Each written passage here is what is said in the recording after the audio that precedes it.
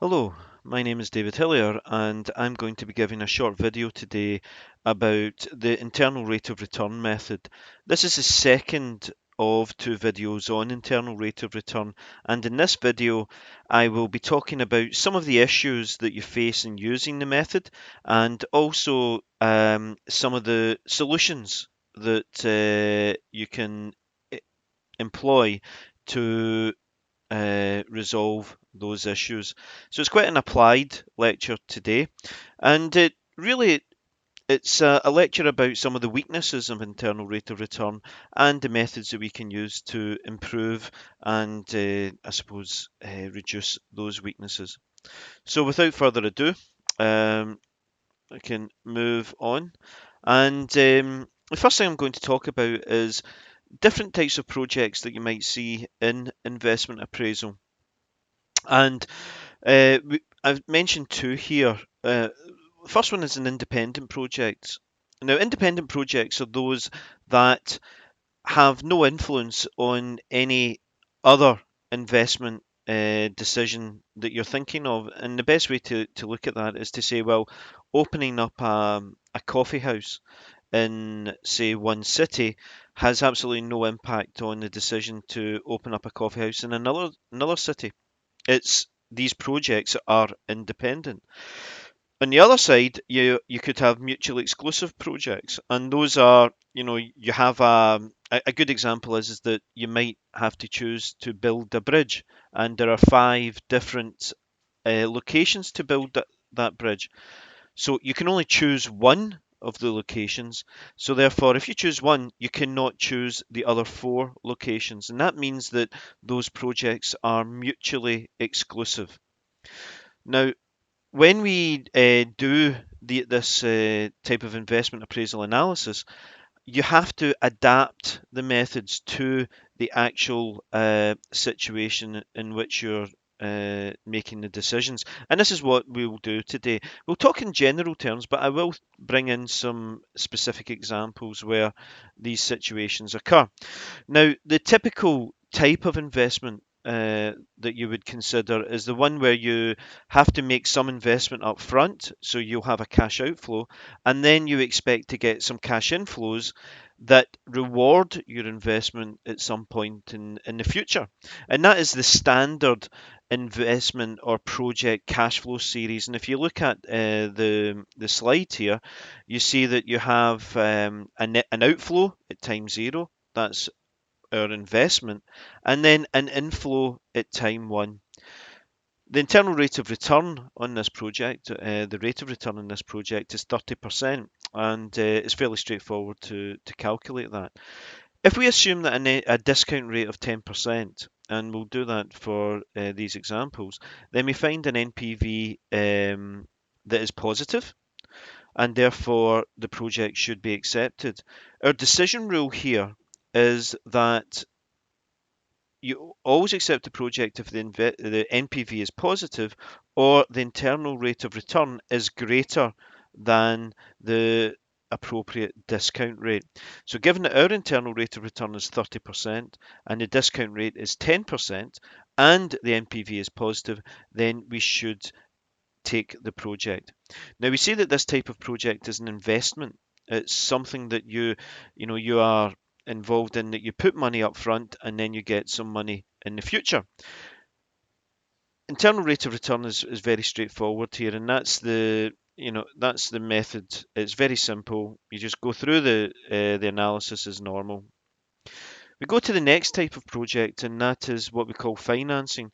And in this particular case, you receive money up front and then you have cash flows in the future. So it could be a loan that you receive, and that loan requires future cash outflows to pay back the loan. But it's not just seen in loans, you can also see it in other situations. A good example is football clubs. Football clubs receive season tickets during the close season, during the summer.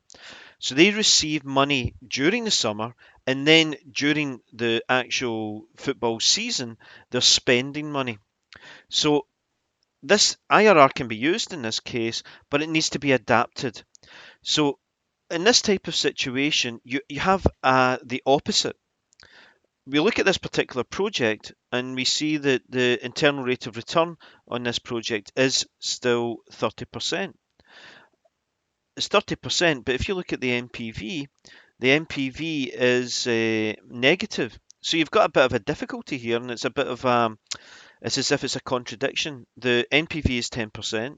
Sorry, the NPV at a discount rate of 10% is negative, and yet the internal rate of return is greater than the discount rate. So there's a conflict in the recommendations that come from both of these models. So we have to adapt internal rate of return.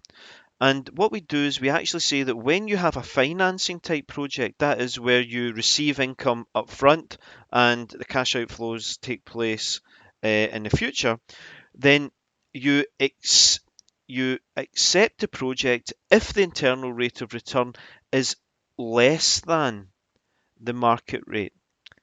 And that is different. Why is it different? Because if you look at the example before, you accept the project if the internal rate of return is greater than the market rate. And the market rate in this case is 10%. So with financing, you accept the project if the internal rate of return is less than the discount rate. Okay, so that's the situation with financing. And then we go to the third case is when you have cash outflow followed by an inflow followed by an outflow.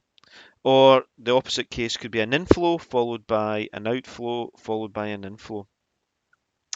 In this situation, you would possibly see that in any new product launch.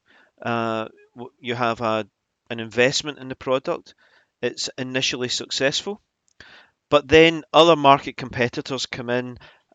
The machinery that you're using may start to break down more, so costs might grow, revenues might fall, and then you have a negative cash flow at the very end. And that can happen. In this situation, you have one NPV. The NPV, we're using the discount rate here of 10%. The NPV in this situation is zero, but the internal rate of return, we have two answers. We have an internal rate of return of 10% and we have an internal rate of return of 20%. And you can do the calculations yourself with this, and to actually find the internal rate of return. In fact, I'll just do a quick one here. So I'll put time and I'll put cash flow. We have time 0, 1, 2, and the cash flow is minus 100, 230, 132. Now what we do is the internal rate of return is the discount rate that sets the NPV equal to 0.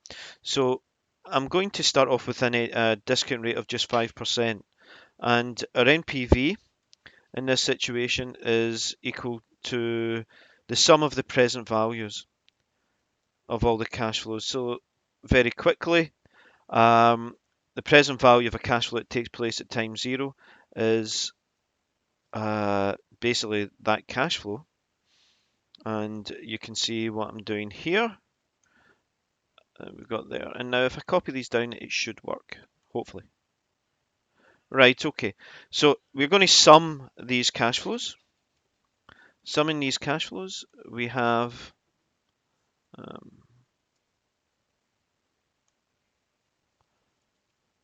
238. So the NPV is positive in this case. That's so we would accept the project if the NPV, the discount rate is 5%. Let's what happens when it's 10%. In this case, the discount rate is 10%. Let's see, 20%. Okay, now I've done something wrong here. Can you notice the mistake? Yep, I forgot to put a minus sign there. Silly me. When you're doing videos and when you're doing lectures, you're always worried that you make a mistake. So I did make a mistake there. I chose the wrong cash flow. Cash flow is correct now. Now you notice that if we go with 5%, we have a negative NPV in this case. So you would say reject the project at the discount rate is 5%. We go to 10%, the NPV is zero. We go to 15%, the NPV is positive. We go to 20%, the NPV is back down to zero. We go to 25%, the NPV is negative. So it looks nonsensical. And if you look at the graph here, you see that the NPV is positive when the discount rate is between 10% and 20%. So we've got a bit of a difficulty there. And those are the three situations when internal rate of return doesn't really give you the right answer. NPV does give you the correct answer. NPV is fairly consistent here. You choose the project that gives you a positive NPV, but internal rate of return doesn't really give you the answer you're looking for. So we need to try and adapt the internal rate of return. What we'll do is we've got the revised decision rules, and I'll take you through those. The first one is the investment case. That is where the first cash flow is negative. Then you have positive cash flows in the future. In that situation, you accept the project if internal rate of return is greater than the discount rate. And in all cases, you accept the project if NPV is greater than zero. There will only be one internal rate of return in that, and that's a definite. We then go to the second case where we have financing, and that is where you have the cash flow up front followed by positive cash flow up front followed by negative cash flows in the future. The decision rule for internal rate of return flips, so you accept the project if the internal rate of return is less than the discount rate. And then the last one is when you've got a mixture of positive and negative cash flows. You will have more than one internal rate of return in this situation. An internal rate of return doesn't really give you any insights whatsoever. You have to go with the NPV rule. Now, before I go on to applications, I want to explain just for a short bit why we have more than one internal rate of return. Well, it goes back to something I said in the last video, that the cash flow, the present value of a cash flow formula is a polynomial. And with a polynomial, you have different roots.